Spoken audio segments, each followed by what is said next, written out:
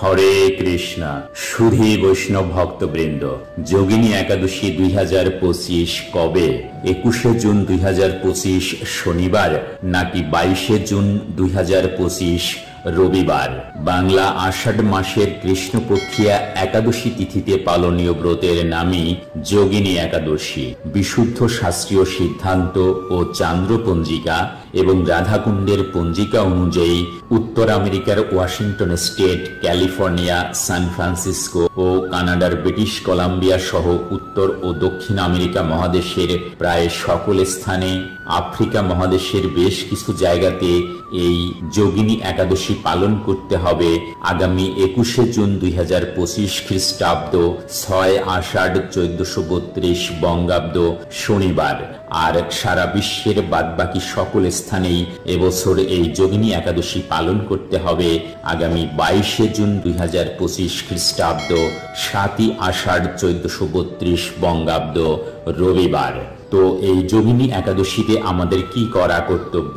এই দিনে আপনারা কিভাবে উপবাস থাকবেন? কারা কি কি খেতে পারবেন, কি কি খেতে পারবেন না, কি কি করা যাবে না, সংকল্প মন্ত্র, পারণ মন্ত্র কি কি, এই যোগিনী একাদশী ব্রত মাহাত্ম্য কি, অতিরিক্ত কামাসক্ত জীবনের পরিণতি কি এবং তার থেকে মুক্তির উপায় কি, এই ব্রত পালনে 88,000 ব্রাহ্মণকে ভোজন করানোর ফল কিভাবে লাভ হয়, যোগিনী একাদশী ব্রত বিধি ও ব্রত পুজো বিধি কি, ব্রত ফল কি, সারা বিশ্বের 151টি স্থানের কোথায় কখন পালন করবেন, এই সকল বিষয়েই এই ভিডিওটির মাধ্যমে আমি আপনাদের সামনে তুলে ধরছি।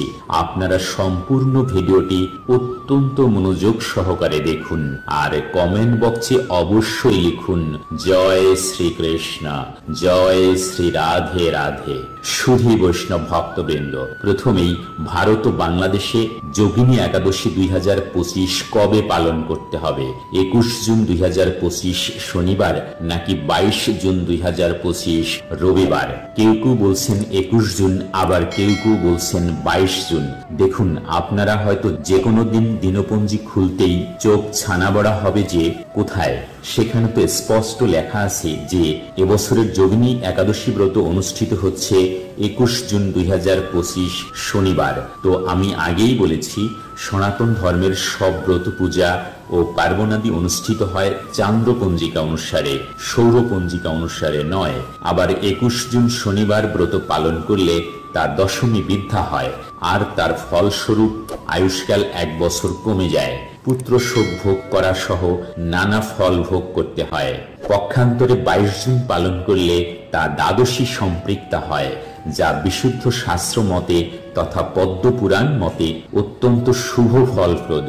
তাই ভারত ও বাংলাদেশে আপনারা কোনো রকমের দ্বিধা দ্বন্দ্বে না ভুগে এবছরের যোগিনী একাদশী আগামী 22 জুন 2025 রবিবার পালন করবেন। কেননা এই ব্রত পালনে 88,000 ব্রাহ্মণকে ভোজন করানোর ফল লাভ হয়। এবারে রয়েছে আরেক প্রশ্ন, 22 জুন 2025 খ্রিস্টাব্দ অম্বুবাসী শুরু, তাই এই দিনে কি একাদশী ব্রত পালন করা যাবে? অবশ্যই আপনারা নির্দ্বিধায় পালন করবেন এই যোগিনী একাদশী ব্রত। দেখুন, বৈষ্ণবেরা কোনো মূর্তি পূজা করেন না, তারা শ্রী বিগ্রহের নিত্য সেবা তথা নিত্য পুজো অর্থাৎ ভগবত সেবা করেন। এই সেবা ট্রান্সেন্ডেন্টাল, সমগ্র জাগতিক নিয়ম নীতির ঊর্ধ্বে। শাস্ত্রমতে ভগবত ভক্তি অহেতুকী, অপ্রতিহতা। কোনোভাবেই এই ভগবত ভক্তি সেবা বন্ধ রাখা যায় না, এমনকি অশৌচাদিতেও নয়, তাই অম্বুবাসীতেও নয়। এবং মায়েদের যে 3 দিবসের ঋতুকালীন সময় আসে প্রতি মাসে, সে সময়ও নয়। তাই অবশ্যই আপনারা নির্দ্বিধায় পালন করবেন এই অম্বুবাসীতে এই যোগিনী একাদশী ব্রত। হরে কৃষ্ণ। তো যে সকল স্থানে 21 জুন 2025 শনিবার যোগিনী একাদশী ব্রত পালনীয়, ইউরোপের লন্ডন যুক্তরাজ্য, Italy, Spain, France, Portugal, Belgium, Switzerland, Malta, Ireland, পশ্চিম আফ্রিকার Mali, Nigeria, Libya, Uganda, Congo, Angola, South Africa, America, Canada, Brazil, Argentina, Chile সহ উত্তর ও দক্ষিণ আমেরিকা মহাদেশের সকল দেশ। যে সকল স্থানে 22 জুন 2025 রবিবার যোগিনী একাদশী ব্রত পালনীয়: Bharat, Bangladesh, Nepal, Bhutan, Singapore, Malaysia, Japan, দক্ষিণ কোরিয়া, চীন সহ এশিয়ার সকল দেশ, দুবাই, আরব আমিরাত, বাহরাইন, কাতার, কুয়েত, সৌদি আরব সহ মধ্যপ্রাচ্যের সকল দেশ, ইউরোপের জার্মানি, নেদারল্যান্ড, অস্ট্রিয়া, চেক Republic, Ukraine, Croatia, Norway, Finland, Sweden, Denmark, Greece, Romania, Poland, Hungary, Serbia, Russia, Australia, New Zealand, আফ্রিকার মিশর, Sudan, Ethiopia, Mauritius, Seychelles. Hare Krishna. তো কিভাবে এই যোগিনী একাদশী ব্রত পালন করবেন? একাদশীর আগের দিন অর্থাৎ দশমীর দিন প্রাতকালে প্রাতঃস্নান সেরে ভগবানের চরণে পুষ্প নিবেদনের সময় একাদশীর সংকল্প মন্ত্রটি 3 বার পাঠ করবেন, যা ব্রহ্মবৈবর্ত পুরাণ এবং হরিভক্তি বিলাসের ত্রয়োদশ বিলাসে উল্লেখিত আছে। একাদশীর সংকল্প মন্ত্রটি হচ্ছে: একাদশ্যাম নিরাহার স্থিতাউহম অপরেয়াহুনি ভোক্ষ্যামি পুণ্ডরীকাক্ষ শরণম মে ভবাচ্যুত। অর্থাৎ, হে পুণ্ডরীকাক্ষ, হে অচ্যুত, আমি একাদশীতে উপবাসপূর্বক পরদিন আহার গ্রহণ করব, আপনি মদীয় শরণাস্থান হন। এই মন্ত্র উচ্চারণ পূর্বক সংকল্প বা শপথ এবং প্রার্থনা করবেন এই বলে: হে ভগবান, আমি যেন আপনার সেবায় ব্রতী হয়ে একাদশী ব্রত পালনে সমর্থ হই, আমায় সেই শক্তি দেন। হরে কৃষ্ণ। সুধী বৈষ্ণব ভক্তবৃন্দ, যে স্থানে যে সময় ব্রত অনুষ্ঠিত হোক না কেন, আমরা কখনোই যেন একাদশীর মূল উদ্দেশ্য থেকে বিচ্যুত না হই, এটা সর্বদাই স্মরণে রাখতে হবে। একাদশীর আগের দিন নিরামিষ অন্ন গ্রহণ করবেন, অবশ্যই রাত্র 12টার পূর্বে, আর অন্ন গ্রহণের পরেই দন্ত মাজন করে রাখবেন। আপনি যদি একাদশী কঠোরভাবে পালন করতে চান, তবে শাস্ত্রে যেটা নির্দেশিত রয়েছে সেটা হলো দশমীতে একাহার, একাদশীতে নিরাহার বা নির্জলা উপবাস এবং দ্বাদশীতে একাহার, অর্থাৎ দশমীতে একবার নিরামিষ ভোজন, একাদশীতে একবারও নয়, এমনকি জল পর্যন্ত গ্রহণও নয়, এবং দ্বাদশীতে একবার ভোজন করতে হবে। আর যারা এই কঠোর নিয়ম পালনে অপারগ, তারা অনুকল্প প্রসাদ গ্রহণ করতে পারবেন, যেমনটা ফলমূল গ্রহণ, দুধ ইত্যাদি ভোজন করতে পারবেন, কিন্তু অন্ন, রুটি, পঞ্চ রবিশস্য জাতীয় কোনো কিছুই গ্রহণ করা যাবে না। তবে একাদশীতে আপনারা সাগুদানা গ্রহণ করতে পারবেন। একাদশীতে নিষিদ্ধ পঞ্চ রবিশস্যগুলো হচ্ছে: প্রথমত ধান জাতীয়, চাল, মুড়ি, চিরা, সুজি, পায়েস, খিচুড়ি ইত্যাদি। দ্বিতীয়ত গম জাতীয়, আটা, ময়দা, সুজি, হরলিক্স, মিষ্টি, রুটি, বিস্কিট ইত্যাদি। তৃতীয়ত জব অথবা ভুট্টা জাতীয়, ছাতু, খই, রুটি ইত্যাদি। চতুর্থত ডাল জাতীয়, মুগ, মাসকালাই, খেসারি, হলুদ, ছোলা, বরবটি, শিম, মটরশুঁটি ইত্যাদি। পঞ্চমত তৈল জাতীয়, সরিষার তৈল, সয়াবিন তৈল, তিল তৈল প্রভৃতি। একাদশীতে শ্যামা চালও নিষিদ্ধ। চা, বিড়ি অথবা সিগারেট, পান, কফি ইত্যাদি নেশা জাতীয় দ্রব্য গ্রহণ করা যাবে না। মদ্যপান, জুয়া খেলা, পরনিন্দা, পরচর্চা, মিথ্যা ভাষণ, ক্রোধ, স্ত্রী সঙ্গ ইত্যাদি একাদশী ব্রত পালনের সময়কাল পর্যন্ত নিষিদ্ধ। আপনারা প্রতিটি একাদশী এই ঐকান্তিক বিশ্বাস, নিষ্ঠা এবং ভক্তি সহকারে পালন করবেন। ভগবানের শ্রী বিগ্রহের অর্চন, পূজন, সেবন করবেন, মঙ্গল আরতি করবেন, বেশি বেশি হরে কৃষ্ণ মহামন্ত্র জপ করবেন, শ্রীমদ্ ভগবদ গীতা এবং শ্রীমদ্ ভাগবত পাঠ অথবা শ্রবণ করবেন, অধিক শাস্ত্র অধ্যয়ন করবেন, বিশুদ্ধ ভক্ত সঙ্গ করবেন, তুলসীতে জলদান করবেন, চলমান একাদশীর ব্রত মাহাত্ম্য পাঠ অথবা শ্রবণ করবেন। সর্বোপরি সম্পূর্ণ একাদশী দিনটি ভগবত সেবা এবং ভগবানকে স্মরণের মাধ্যমে অতিবাহিত করবেন।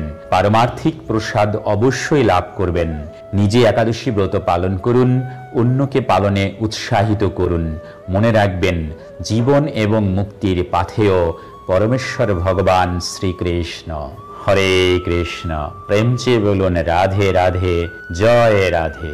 একাদশীর পরের দিন পারণের পূর্বে অবশ্যই পারণের মন্ত্রটি 3 বার উচ্চারণ করবেন।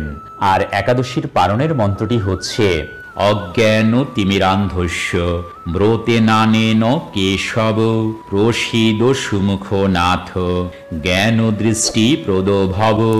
এই মন্ত্র উচ্চারণ করে এবং মহাপ্রসাদের যে মন্ত্র রয়েছে মহাপ্রসাদে গোবিন্দে, এই মন্ত্রটি 3 বার উচ্চারণ করে আপনারা পারণ সুসম্পন্ন করবেন। আর এই মহাপ্রসাদে গোবিন্দে মন্ত্রটি হচ্ছে মহাপ্রসাদে গোবিন্দে নাম ব্রহ্মণি বৈষ্ণবে স্বল্প পুণ্য বতাম রাজন বিশ্বাস নয়েব জায়তে। হরে কৃষ্ণ। প্রেম চেয়ে বলুন রাধে রাধে, জয় রাধে। যোগিনী একাদশী ব্রত মাহাত্ম্য। ব্রহ্মবৈবর্ত পুরাণে আষাঢ় মাসের কৃষ্ণপক্ষের একাদশী ব্রত মাহাত্ম্য যুধিষ্ঠির শ্রীকৃষ্ণ সংবাদ রূপে বর্ণিত রয়েছে। যুধিষ্ঠির বললেন, হে বাসুদেব, আষাঢ় মাসের কৃষ্ণপক্ষিয়া একাদশীর ব্রত মাহাত্ম্য কৃপাপূর্বক আমাকে বলুন। হে মহারাজ, সকল পাপ বিনাশিনী এবং মুক্তিপ্রদ এই উত্তম ব্রতের কথা বলছি, আপনি শ্রবণ করুন ভক্তি ভরে। আষাঢ় মাসের কৃষ্ণপক্ষিয়া একাদশী যোগিনী নামে খ্যাত। মহাপাপ বিনাশকারী এই তিথি ভবসাগরে পতিত মানুষের উদ্ধার লাভের একমাত্র নৌকা স্বরূপ। ব্রত পালনকারীদের পক্ষে এটি সর্বশ্রেষ্ঠ ব্রত বলে প্রসিদ্ধ। এই প্রসঙ্গে আপনাকে একটি পবিত্র পৌরাণিক কাহিনী বলছি।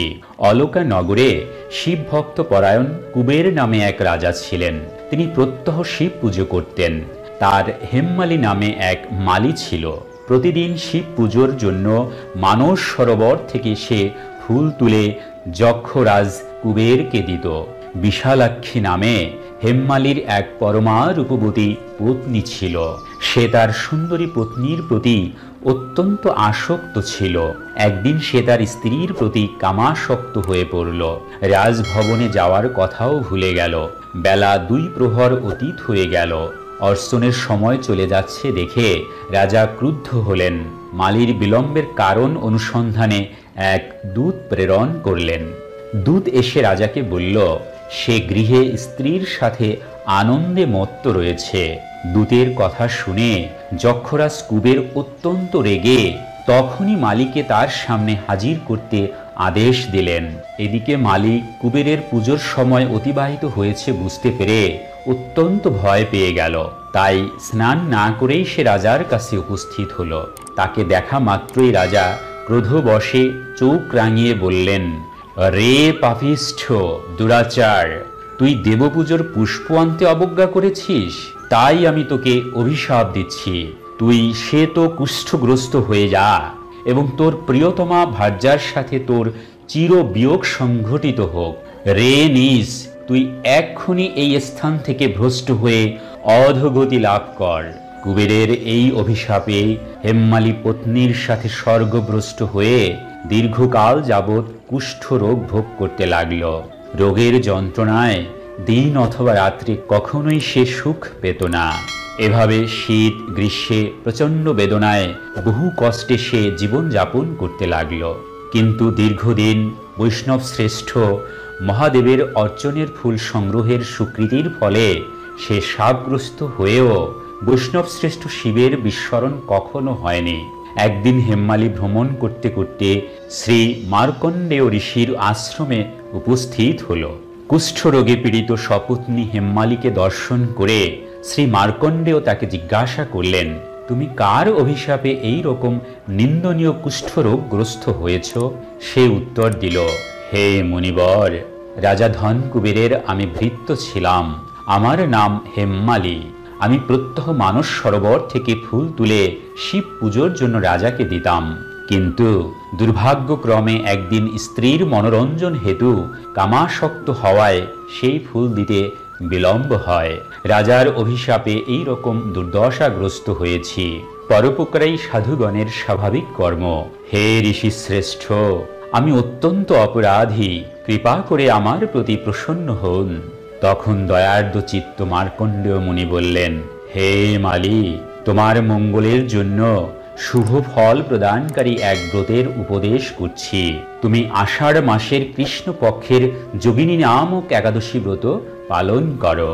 এই ব্রতের পুণ্য প্রভাবে তুমি অবশ্যই কুষ্ঠ ব্যাধি থেকে মুক্ত হবে। শ্রীকৃষ্ণ বললেন। ঋষির উপদেশ শ্রবণ করে হেমমালী তাকে প্রণাম জানালো পরে অত্যন্ত আনন্দে ঋষির আদেশ মতো নিষ্ঠার সঙ্গে যোগিনী একাদশী ব্রত পালন করল। এইভাবে হেমমালী সমস্ত রোগ থেকে মুক্ত হল এবং পত্নী সহ সুখে জীবন যাপন করতে লাগল। হে মহারাজ যুধিষ্ঠির, আমি আপনার কাছে এই ব্রত উপবাসের মহিমা কীর্তন করলাম।